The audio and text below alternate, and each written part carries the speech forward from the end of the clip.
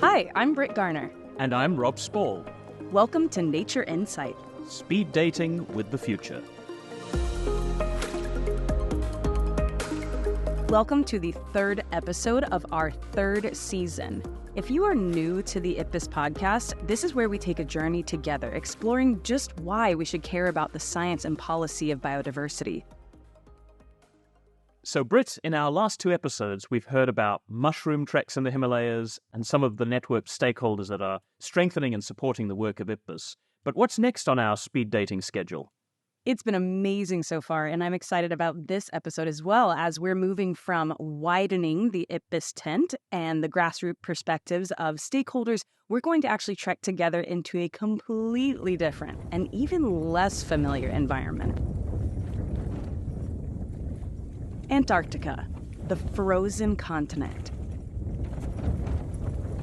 It's equal in size to Europe, but seemingly devoid of life except around the edges. It's a place of extreme cold and apparent emptiness, but by all accounts, it's also one of immense beauty and wonder. All right, Britt, I'm officially intrigued. This is a podcast about biodiversity science, and it seems like we're going to be talking about a place that's mostly devoid of life? Right. That is a very good question, Rob. And it's actually central to the interviews we're going to share. But come on now, we do have a strict no spoilers policy here, so I am going to ask that you wait to find out with everyone else. Fair enough. So someone who's had the opportunity to take in firsthand the reality and wonders of Antarctica is Professor Mike Christie. Mike, who's from the UK, was one of the co-chairs of the IPBES Values Assessment that launched last year in 2022. Yes, Rob, you may or may not be familiar. Vaguely familiar. Mike recently embarked on a 3-week-long expedition to Antarctica. Woohoo! This is what we came for! He was also joined by Karen Darke, an old friend and colleague who had her own personal and professional reasons for trekking across this frozen landscape. Should we actually have a proper hug? Well done. By the way, the sea ice just moved. It's now 5 meters away already. 42 meters. It's now over there. I was able to speak to both Mike and Karen, which was amazing. But I got to talk to Mike first.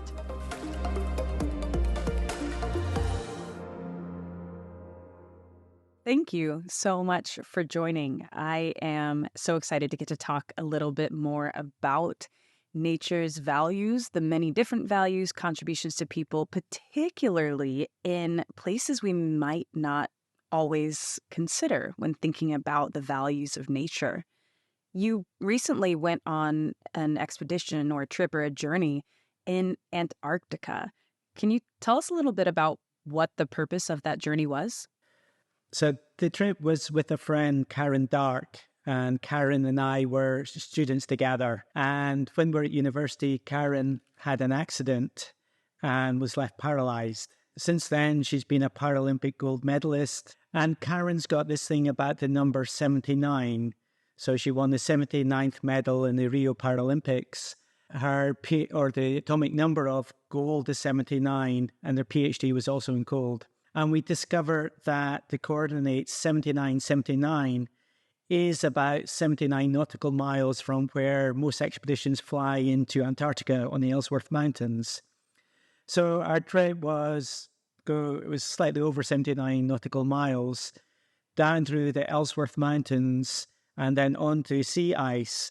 And what we called the Pole of Possibility was on the north side of Mount Vincent, which is the highest mountain in Antarctica. So you can imagine that our journey was just through these mountains on the sea ice with this backdrop of this amazing mountain range.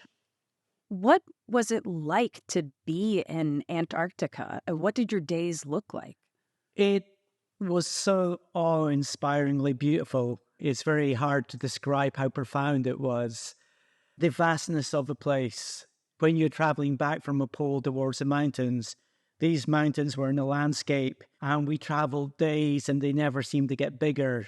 Taking that journey at the speed of skiing, so walking speed through that was amazing.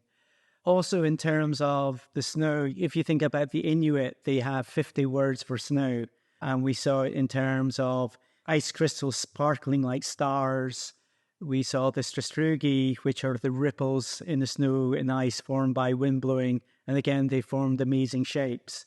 It sounds like some of the purpose of this trip was the trip itself, was experiencing this and accomplishing the feat of actually traversing this landscape together.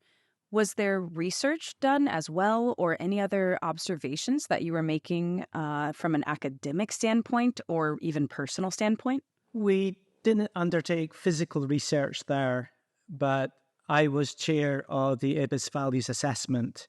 And one thing I was interested to explore was, why is Antarctica valuable, and how can we relate the ideas from the way the IPBES, how can we apply their framework to value nature to somewhere like Antarctica?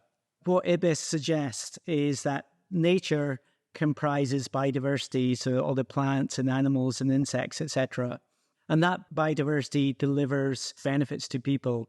But where we were in the center of Antarctica, nothing lives there. So why or how can we value Antarctica when there's no biodiversity? But that abiotic aspect of Antarctica, the ice, the snow, and the rocks, they're immensely beautiful. Very few people actually directly benefit or visit Antarctica. So in terms of looking at those values, there are significant what we call non-use values associated with Antarctica.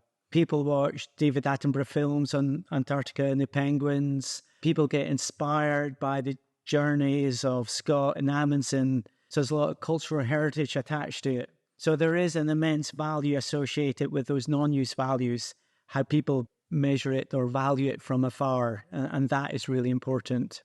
In terms of non-use values of nature in a place like Antarctica, it sounds like the remoteness itself was actually of great value. Can you speak to that? What did that feel like? How was that valuable to you? Remoteness was something that we experienced being out there. Where we were, nobody had ever been there before, but also no plants, no animals, no birds, nothing living had ever been before. And so for about 2/3 of our journey, about 2 weeks, every footstep was the first time anybody or anything had ever been there, but also probably the only time in the future as well. And again, that's quite mind-blowing in how you deal with that in your head. Both Karen and I were just walking through, just in awe of what we're doing and just trying to be in that moment, appreciating everything. I've been fortunate to go to remote mountain areas, to quite remote islands, and everywhere else in the world there are signs of humans. Where in Antarctica there's no buildings, there's no litter, you are completely isolated, and that is just amazing. And the idea of the silence of Antarctica, so if the wind's not blowing, it is just so silent. Genuine Antarctic atmos. And it's almost deafening in the silence. And you can hear the crunch of your skis on the ice, but when you stop, it's just like nothing there.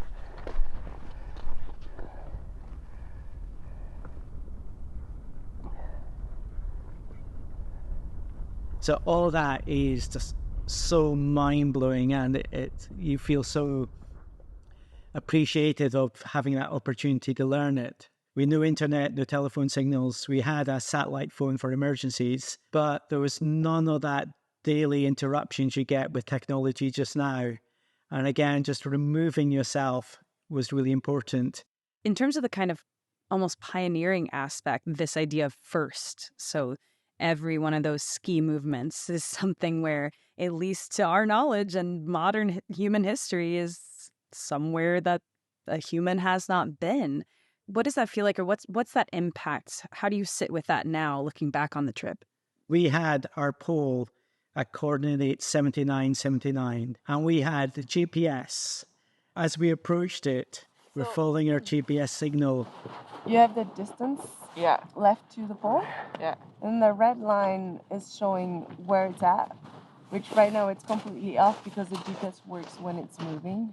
Okay. So right now it doesn't know which way it is. And we end up going round and round in circles, circling into that point. And I think one thing it reflected was we've got all this technology to find that pole, where if you think about Amazon and Scott, Amazon found the pole, and then a few days later, Scott found the same point with very rudimentary navigation. That, to me, is quite fascinating. We also, when we were preparing the trip, we had all the satellite images of where the crevasses were. We were able to plan exactly where our journey was. We had a very good idea of what was coming, where, again, with the early explorers, they had no idea of what was out there. Yes, we had an expedition, but you had to reflect what it must have been like over 100 years ago for those first pioneers. I think that's a time gone by that humans will never recapture, but you can still get a glimpse of it doing little expeditions. And again, it doesn't have to be in Antarctica. We can still reproduce it, but not to the same extent. With values, you mentioned non-use values and how special those things were to see in person while in Antarctica. I think there's also probably future use values, or at least consequential values, thinking of what this continent and this piece of the Earth means in the future. And many people associate Antarctica with temperature change and global warming and climate changes that are coming. What did you see in terms of that, if anything? Where we were is in the heart of Antarctica, so there was no real obvious signs of climate change. You just saw snow and ice. Antarctica has about 120 gigatons of ice is lost every year, and that's equivalent to about 50 million Olympic-sized swimming pools. So bits of the ice shelf break off and melt. And over the last 20 years, that's been equivalent to about 1.5 centimeter of sea level rise. If all the ice in Antarctica melted, that would lead to a 70 meter increase in sea level. So if you think about all the cities around the coast, they'd all be gone. But I won't alarm you, that's not going to happen, or certainly not in the short to medium term. And if you look at the impacts of climate change across the world and also in Antarctica, the temperature has risen by about 0.8 degrees Celsius since pre-industrial era. If you look at the Arctic and the North Pole, temperatures have risen between 2 and 3 degrees, so it's been much faster warming. What is probably more of a concern is the Greenland ice shelf. So that constitutes about 8% of the Earth's fresh water, and that will lead to maybe up to a meter of sea level rise over the next 100 years. And around the world, the small islands are really in danger of being inundated with water. Countries like Bangladesh, about 2/3 of that country could be inundated by seawater. And all parts of the world will be affected by sea level rise. So it's really important we deal with climate change and don't have those consequences. To summarize, thinking about Antarctica and nature and the values, the many values of nature, how would you describe or sum up what nature means in a place like Antarctica? Antarctica is quite unique in that it is untouched wilderness. The biodiversity around the edge of it is quite amazing, and it's very diverse in terms of the quantity of the numbers of marine species and penguins, etc. There is the Antarctic Treaty, which comes up for renewal in the short while. And at the moment, that Antarctic Treaty says that countries aren't allowed mining for oils and different resources there. I think the other aspect of it is in Antarctica, in the central Antarctica, it's all abiotic. There's no plants or animals. And that does get us to think about what we mean by the value of nature. We can see that it provides inspiration. People love the beauty, the history of it. And that's all really important ways of valuing it in a kind of non-use sense. It's still really important to protect it for its intrinsic value. Well, I think what's so fascinating and awesome about the wider IPBES community is that we have stakeholders and collaborators who would argue that the water itself is alive. Maybe the ice itself is alive within these ways of knowledge and thinking. And so I'm sure depending on who you asked, someone might see a place like the middle of Antarctica and see, quote, life, unquote, all around them. So perhaps there was some widening of thinking while being with all of what we would call abiotic factors. Certainly the ice isn't static. So you've got the wind blowing, so snow blowing. The different temperatures affect the ice. So if it's really cold, you get ice crystals that then shine. If it's sunny or overcast, that affects it. It's quite dynamic. And on the return journey, we followed the same footsteps back. In some places, there's no traces of our footsteps, where in other places, they were maybe still there. And I imagine now there will be absolutely no trace that we were ever there. So it's like clean slate for the next person who might want to come along. It's its own kind of life and living form, it sounds like. It's exceptional. Yeah.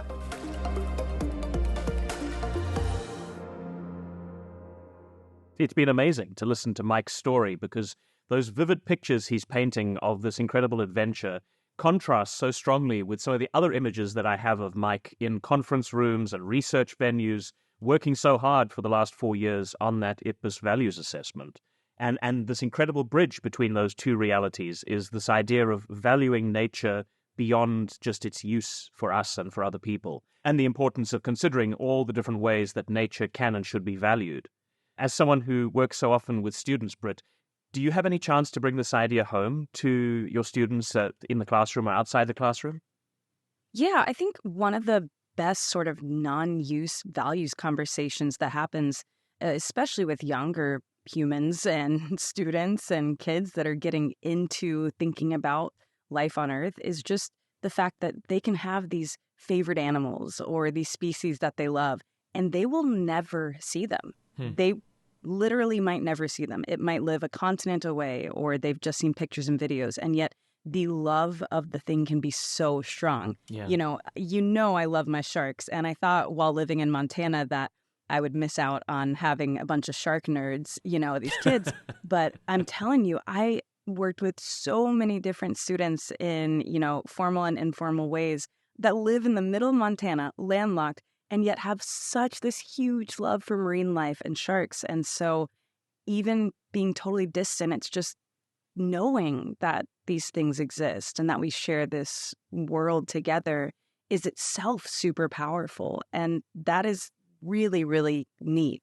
I find it amazing that we're able to overcome some of these barriers to experiencing nature in some ways virtually, but there are so many different ways of overcoming barriers. And I think the stories that we're being told and telling on this episode of the podcast really speak to that.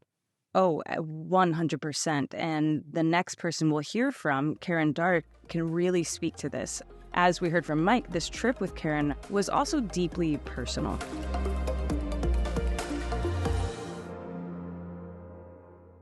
Before going to Antarctica, it sounds like you had several other big expeditions, hand cycling across some of the Himalayas, climbing some of the world's biggest rock walls. What makes you pursue these types of adventures? What about these experiences calls to you? Well, we haven't got a psychotherapist with us, so fundamentally, the thing that I always come back to is it's this calling to be in nature in all its shapes and forms, and I just love any way that I can access the natural world.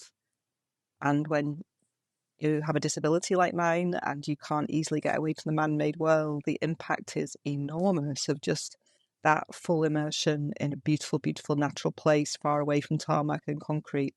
What did that look like in a place like Antarctica, somewhere so harsh in terms of environment? Mm-hmm. Can you describe that? Going to Antarctica, I had a special hand-pedaled mountain bike and also an arm-propelled sit ski. And so for the first time in 30 years, I had a piece of equipment that could take me onto a wild beach and to pedal through, just that very shallow part of the ocean on the hard sand. And I remember having this really profound, deep emotional connection to how much I'd missed that, and shedding a few tears on Scottish beaches as I did that, training for Antarctica, realizing that maybe all of the Paralympic years that I'd spent training and racing in a way were compensation for much simpler things that I couldn't do, like walk on a beach with a friend. The ability to do that again gave me a little bit of insight into how it was going to feel to be in nature in Antarctica. I don't think anything could have fully prepared me because clearly it's vast. The size of it is incredible. The pristine purity of it is, well, there's nothing to compare to. It's just so enormous, so white, so devoid of life.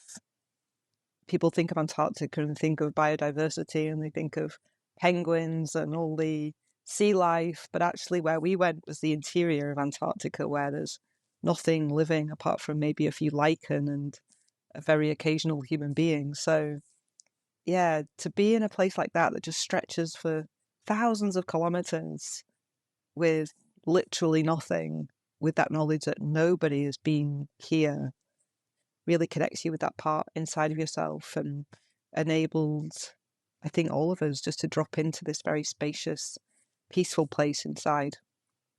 It's sort of amazing to think that the barriers to access Antarctica were in a way quite similar to the barriers to just accessing, like you said, strolling along the beach. And it sounds like you had a lot of time to reflect while in Antarctica. What were some of those reflections? I think one of the biggest things for me that I really felt was that impact that we have on the planet. So where else in the world can you go where any tiny, tiny speck of your existence is immediately obvious because it's like this blank white canvas? So any droplet of urine that you leave on the snow, any tiny fibre of a bit of clothing, you see it.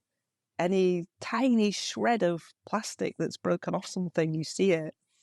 And we did our very, very best to leave no trace. But what it did really make me think about was how many traces we're leaving all the time in the world that we live in normally, which is a bit more colourful. I think it made me think a lot more about reducing my impact as much as possible. The other aspect of being there in that big wilderness was there was something quite luxurious for me about not getting any messages or WhatsApp messages or emails, just putting on that I'm away. I'd already taken this approach in my work, was that the more that we respond to things, the more people respond back to us and the quicker everything gets, it speeds everything up. So how much can we just take a few small steps ourselves just to slow the pace down a little for something that's more sustainable? It's okay not to respond to an email today, and it takes the pressure off and it shifts the pace of things dramatically. So I think that was the other thing that it was a big reminder of, is how we can just take back some space. And this idea that our speed and busyness impacts the speed and busyness of others. I love thinking about it ecologically in terms of a system. To slow the pace or the energetics in one way, you necessarily impact the other. In terms of the wider IPBES community, we discuss a lot about the values, the multiple values of nature for people. For you, what would you say are some of those values of nature that come through for you? So many. Good answer. I mean, for me personally, nature has had a very profound moment when I was first paralyzed. I'd been stuck in a hospital for at least a couple of months. I'd not seen fresh air or been outside. My neck was broken as well as my back, so I had bolts in my skull and a metal halo around my skull with weights hung from it to keep my spine in traction. So I'd been laid literally flat out on my back looking at ceiling tiles for a few months. And it was a beautiful day, and I asked the hospital staff if they might possibly be able to wheel my bed outside. They took me outside, and I was so astounded to be outdoors in fresh air beneath a tree. I remember looking up at the leaves of this tree just utterly in awe, and I didn't want to be brought back indoors again. I actually stayed out until it was well into darkness and the stars were out before I was finally brought back in. I think that summarizes a lot. There's a lot of research in environmental psychology around how even a view of nature can accelerate healing. So there's plenty of actual hardcore evidence around it. But for me personally, I've never measured anything apart from just knowing that the sight of something beautiful, the sight of greenery, of the natural world, it's like it resets something inside us, doesn't it? Completely agree. It has been an absolute pleasure to get to speak to you and hear some of your reflections. I can't thank you enough for giving us your time. Thanks, Britt.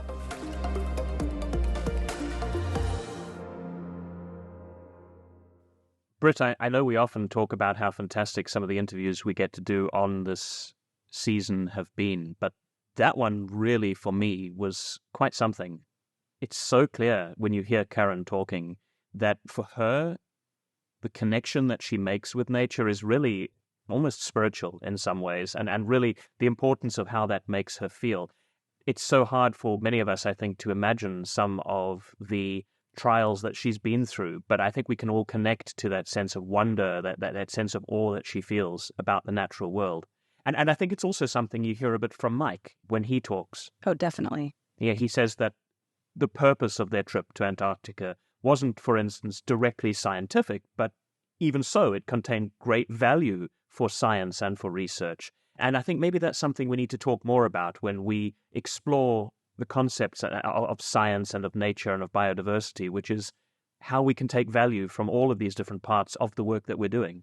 Yeah, I mean, both of their perspectives, I think, share exactly that. And also hearing about that value, particularly how it can be spiritual and healing in ways, it really asks the question, how do you let everyone access that? Yeah. I'm an ocean kid, and I think about the beach and getting out into the water and the fact that wheels are not great on sand. Literally, the simple act of walking along sand and jumping in the water, splashing around as, tide comes in, becomes almost a Herculean feat if you are, say, in a wheelchair or have other mobility issues. And at the same time, this idea of immersing ourselves in nature, but while we're doing that, while we're connecting to nature, starting to really think about the impacts that we have on the natural world when we're doing that, and perhaps trying to reduce the traces that we leave or the impacts that we have. Right, while also being realistic that when we use words like pristine or untouched, it's not actually true. We've impacted the atmosphere. We've touched in some way, indirectly even, every piece of Earth. So even in a place where perhaps humans have not stepped before, there's still the signature of the Anthropocene, of this human period of time by the air itself, the molecular composition that has changed. Mm-hmm. And so thinking about preserving places with reduced impact, it's not just the direct impact. It's not just making sure you take everything out with you. It's also literally the ways that we're impacting things like the atmosphere, the air, the water, that's all actually connected. And that came through really well also in what Karen was saying about how internally for her, she tries to slow down, she tries to become less reactive constantly in order to try and slow the pace and, in her words, become more sustainable. And I thought while she was talking about that and your response to her, it really does mirror some of those interactions within ecosystems, between species, within species. Totally. This idea that everything we do, whether we realize it or not, does have an impact and in some ways leaves a trace. Oh, absolutely. I mean, by existing, we impact each other, and that's beautiful, and it's also humbling, and it's also scary sometimes. That's life. That's existing. Yeah. Pros and cons always. I hope we're making more of a pro than a con when we're sort of impacting people when we're talking about this on the podcast. And I think one of the things I'm hoping we're doing is helping people access and explore some of the parts of the work that we're doing that they don't perhaps always think about. This idea of creating awareness, perhaps creating and mobilizing awareness about nature, biodiversity, and the science of that. That's it for this episode of Nature Insight, Speed Dating with the Future. I'm Britt Garner. And I'm Rob Spall. Next week, we're going to be doing a bit of turnabout here on Nature Insight. I'm going to be covering the media, and of course normally it's the media we want covering us or the work that we're doing on biodiversity science at least. But I'm going to dive into some of the challenges that are faced when reporting about biodiversity in both the global north and the global south. So go ahead, make a date, and join us again next week on the IPBES podcast for more nature insights. And in the meantime, you can learn more about IPBES's work on www.ipbes.net or on any of their social media channels. Just search for @IPBES, that's @IPBES. Thanks for listening, and we'll be back next week.